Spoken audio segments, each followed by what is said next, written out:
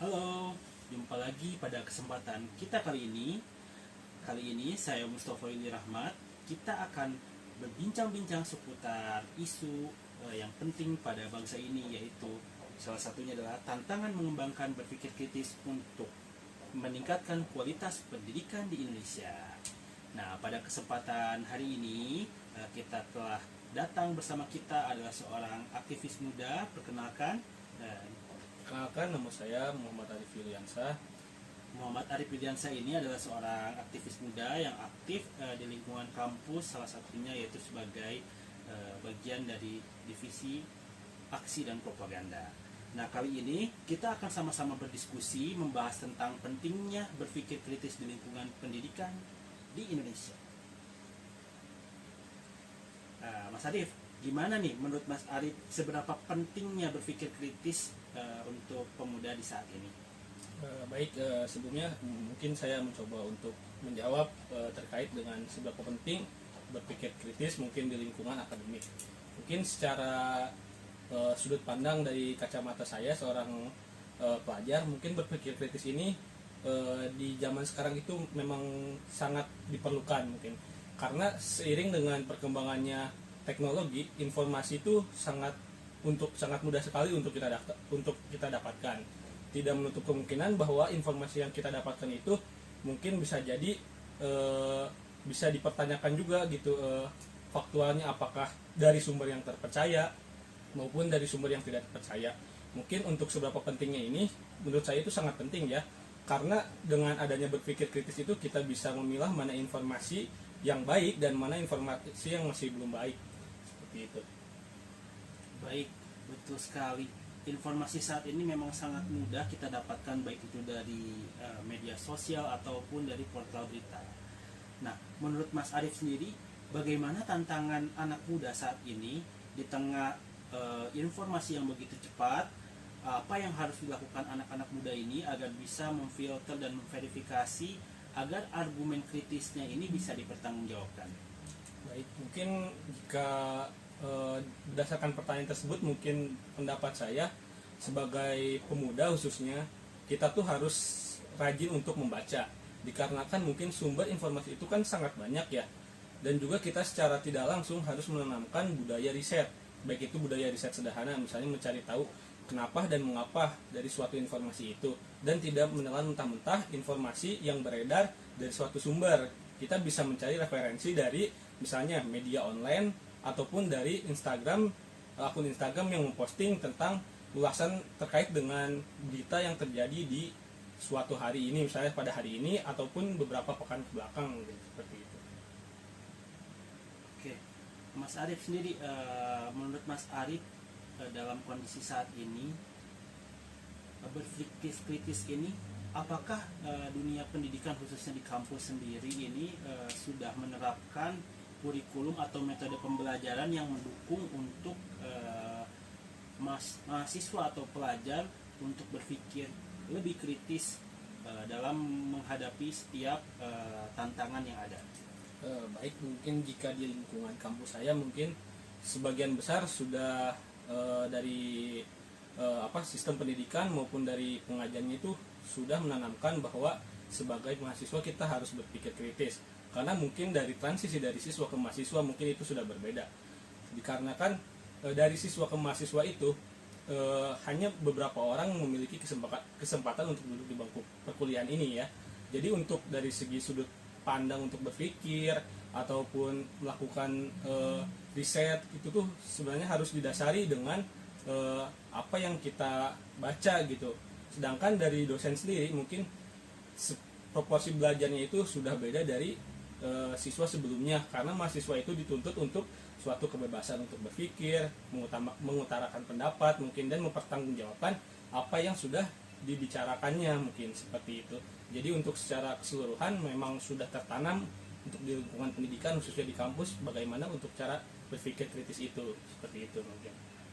Menurut Mas Arif sendiri, kalau kita lihat kan saat ini gaya pendidikan ataupun metode seseorang dalam mengajar itu ada beberapa metode. Menurut Mas Arif sendiri, apakah konsep berpikir kritis ini mampu menjawab tantangan yang harus dihadapi anak-anak muda saat ini, apalagi sekarang ini kan era globalisasi, di mana kita itu bukan hanya bertarung bersama bangsa kita sendiri, tapi kita sudah berkompetisi di dunia global. Menurut Mas Arief sendiri, apa yang perlu ditingkatkan dari sistem pendidikan kita, dan bagaimana seharusnya baik dari itu pengajar ataupun mahasiswa menghadapi ini semua dengan konsep berpikir kritis ini? Mungkin untuk dari saya sendiri ya, sebenarnya untuk mungkin dari suatu sistem untuk kita berpikir kritis, mungkin sebenarnya di lingkungan kampus itu sudah mendukung ya, mungkin secara tidak langsung itu mengharuskan kita untuk berpikir kritis. Mungkin menurut saya untuk berpikir kritis ini mulai ditanamkan pada misalnya ketika seorang pemuda sudah menginjak di pendidikan atas, misalnya sekolah menengah atas. Nah, di sana juga kurikulum itu mungkin sangat memiliki peran penting ya. Misalnya dengan cara penilaiannya itu bukan dinilai dari hasil, melainkan dari proses. Karena mungkin yang saya rasa gitu, untuk berpikir kritis itu mungkin rata-rata hanya di bangku perkuliahan itu. Mungkin untuk siswa-siswa sekarang itu mungkin saya rasa mungkin masih perlu ditanamkan ya budaya untuk berpikir kritis itu. Misalnya salah satu contohnya dengan tadi apa yang saya bilang, menanamkan budaya riset sederhana. Karena seiring dengan perkembangannya teknologi, tidak memungkinkan bahwa informasi itu bisa didapat secara mudah saja. Mungkin mudahnya informasi ini bisa jadi melainkan sebagai bumerang, karena informasinya itu bisa berupa informasi yang real atau sekedar dengan berita hoax saja. Jadi menurut saya seiring dengan perkembangannya teknologi seperti globalisasi terkait informasi, perlu dilakukan sedini mungkin budaya untuk berpikir kritis itu. Ya, dari mana? Karena ya dari awal seorang pemuda menduduki pendidikan, misalnya di pendidikan SMP ataupun dari SMA seperti itu. Jadi setelah misalnya andai kata duduk di bangku kuliah, itu sudah dibiasakan dengan pola berpikir kritisnya itu sendiri mungkin. Jadi lebih ditanamkan lebih awal gitu. Oke, baik, berarti yang mungkin yang saya tanggapi ataupun yang saya dapat ambil dari pernyataan Mas Arief ini, pendidikan atau berpikir kritis ini perlu didukung oleh budaya riset dan mungkin budaya literasi yang harus kita tanamkan sejak dini, baik itu dari tingkat pendidikan tinggi ataupun sejak pendidikan bawah. Karena mungkin kalau kita lihat saat ini banyak mahasiswa yang ataupun pemuda saat ini itu sudah mulai kritis, tapi kritisnya tersebut jika tidak didasari oleh riset ataupun literasi yang tepat, ini akan menghasilkan sesuatu yang berbahaya, ataupun bisa saja kritis ini malah menghasilkan sesuatu yang bisa melanggar hukum. Nah, menurut Mas Arief sendiri, kira-kira bagaimana tips dan trik untuk anak-anak muda ataupun pelajar yang saat ini sedang menggali ilmu, bagaimana tips dan trik supaya bisa berpikir kritis tapi tetap sesuai dengan etika dan norma yang berlaku? Baik, mungkin jika pertanyaan seperti itu ya, menurut saya sendiri bagaimana cara untuk berpikir kritis itu yang pertama sudah jelas ya, budaya literasi. Seberapa pengaruh budaya literasi itu? Karena ketika kita berpikir kritis itu pasti kita akan bertanya mengapa ini terjadi dan kenapa ini terjadi. Yang pertama itu pasti budaya literasi. Yang kedua, ketika berpikir kritis itu kan misalnya kita sedang melakukan seperti yang saya bilang, berpikir kritis itu bisa dari bagaimana cara kita menanamkan riset sederhana kan. Sedangkan untuk riset sederhana mungkin kita bisa menggali dari berbagai sumber referensi informasi. Kita harus benar-benar bisa memilah mana yang benar-benar fakta dan mana yang benar-benar hoax. Nah, bagaimana cara berpikir kritis itu supaya lebih ke arah mungkin etikanya ya, seperti itu ya.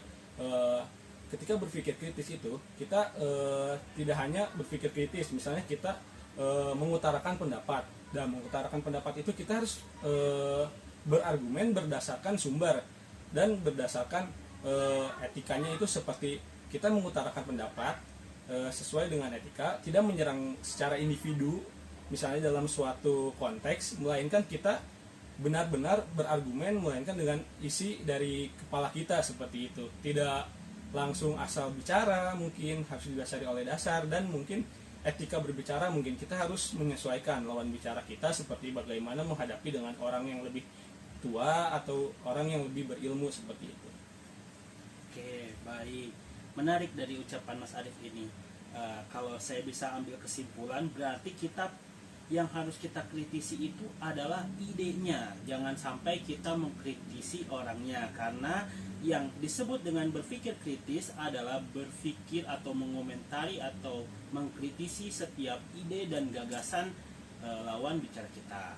Dan plus ini juga bagus sekali nih rekan-rekan, berpikir kritis ini apalagi kita di Indonesia yang sangat menanamkan sopan santun ketimuran, tentunya perlu didukung dengan etika atau komunikasi yang baik. Nah, ini seringkali juga kita temukan apalagi anak-anak Gen Z ini kan saat ini Mas Arif ya, kita banyak temukan mereka itu sangat kalau kita bilang apa ya, mengekspresikan dirinya itu sangat baik, apalagi kita lihat di media sosial ataupun di portal-portal lainnya. Nah, mungkin kalau kita dukung dengan pendidikan berpikir kritis ini ditambah dengan riset dan literasi, tentunya ini menjadi modal yang baik untuk dunia pendidikan ke depannya. Nah, menurut Mas Arif sendiri, seberapa besar pengaruh sosial media ataupun dunia digital ini untuk mengembangkan potensi ataupun untuk meningkatkan budaya serta berpikir kritis dalam pendidikan di Indonesia? Baik, mungkin jadi pertanyaan yang tadi itu seperti bagaimana ya, seberapa besar dampaknya media sosial untuk berpikir kritis itu, mungkin dikarenakan mungkin sekarang mungkin di zaman saya masih media sosial mungkin belum terlalu ini ya, mungkin sekarang lagi gencar-gencarnya media sosial. Jadi menurut saya itu untuk media sosial ini itu sangat penting, karena apa, di media sosial itu ternyata sangat mudah kita untuk mencari informasi yang seperti itu, dan seberapa besar berpengaruh itu mungkin sangat berpengaruh ya. Jadi menurut saya pengaruh dari media sosial di era globalisasi ini memang sangat berpengaruh besar. Nah, bagaimana cara kita mengatasinya itu, mungkin seperti tadi, kita tidak harus mencari informasi secara mentah-mentah, melainkan dikarenakan banyaknya informasi yang beredar, kita harus mencari dari berbagai sumber media dan mana yang benar-benar faktual. Dan juga tidak lupa dengan pembelajaran, mungkin untuk di kalangan Gen Z ini dikarenakan terlalu bebas berekspresi ya, kita harus menanamkan seperti pembelajaran etika atau moral, dikarenakan mungkin banyaknya informasi ini, dan tidak luput juga kita bisa membagikan informasi atau sharing informasi kepada teman kan. Jadi harus didasari dengan norma-norma dan aturan untuk kita seperti mencari informasi itu mana yang benar dan mana yang salah gitu. Sedangkan untuk mengekspresikannya itu kita membutuhkan suatu etika. Mungkin seperti tadi, ketika mau berpikir kritis kita harus tuh menyerang, maksudnya harus mengutarakan itu idenya, tidak menghakimi dari individunya seperti itu. Ya, menarik sekali.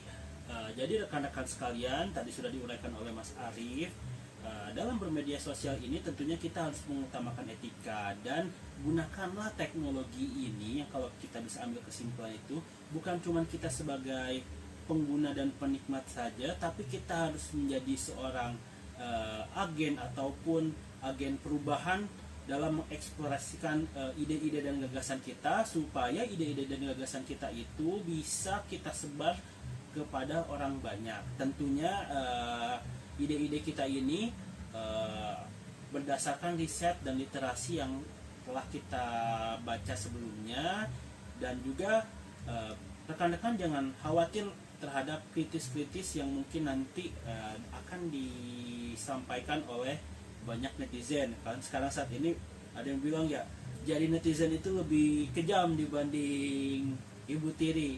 Ya itu tidak apa-apa, tapi tetap satu, kita yang harus kita ingat, yang dikritiknya itu idenya, jangan sampai kita mengkritisi menyerang individunya.